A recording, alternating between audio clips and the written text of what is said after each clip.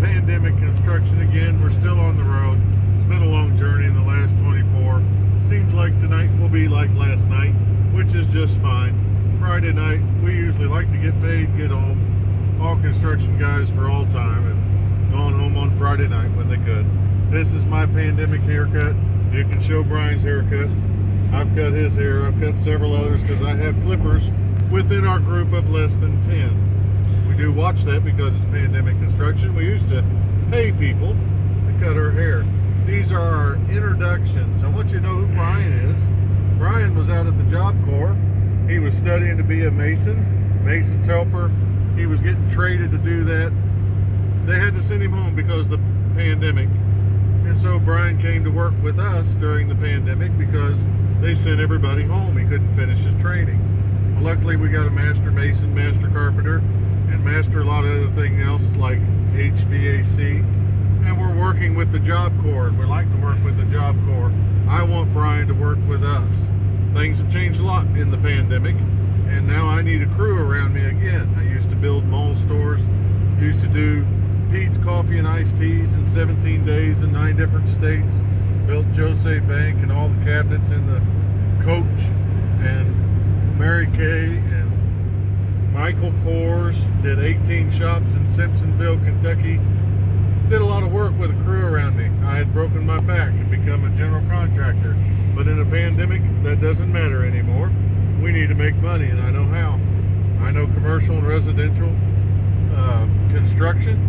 And so for Brian, it's a good thing to finish his Job Corps training.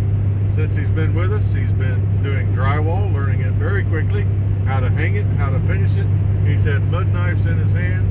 He's been doing painting. He's increasing his speed on painting. And he understands all the tools because he had to take all the tools out of the trailer, organize them, and put them back in. And then I took all the tools back out of the trailer, organized them like they needed to be, and now that's the way they're going to be. And Brian's good with that. Brian, though, the way he got to the Job Corps is interesting, but talk about the Job Corps. I read in 2012, if a young person could stay in the trade long enough, in 2020 they would make more than doctors. Last year we started to see that increase in price. We had too many tradesmen and too many people that were competing for price.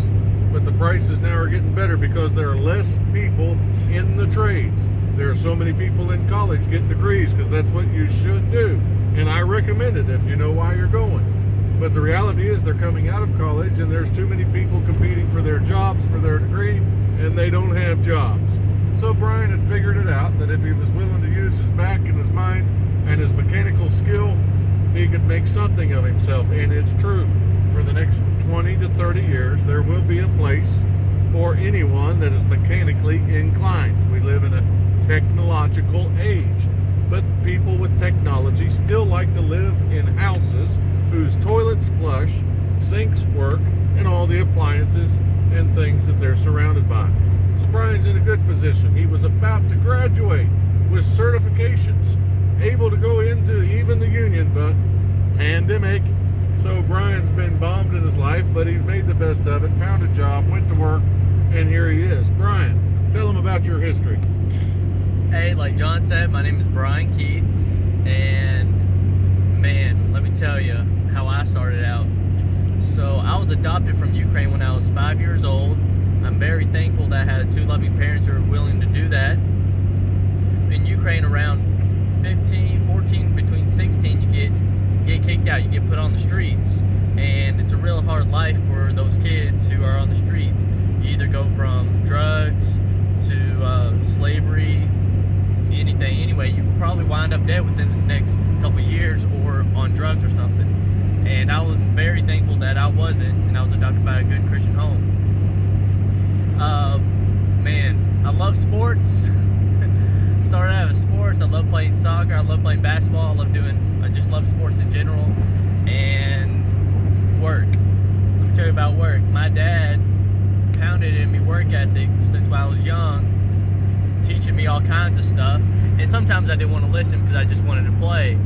But as older as I got, the more I thought, hey, you know, what he's telling me is true. We're gonna have to work for a living. I was living on my own when I realized that, man, I can't do this forever. What I was doing, I was having some problems, which we won't go into, but I decided to go into Job Corps. Job Corps, I went to Frenchburg Job Corps, which is over near Eastern Kentucky. Yeah, Eastern Kentucky, by Natural Bridge area. When I went there, I was kind of skeptical. I was like, this isn't really what it's about. It's going to be awful. I went there within a couple weeks.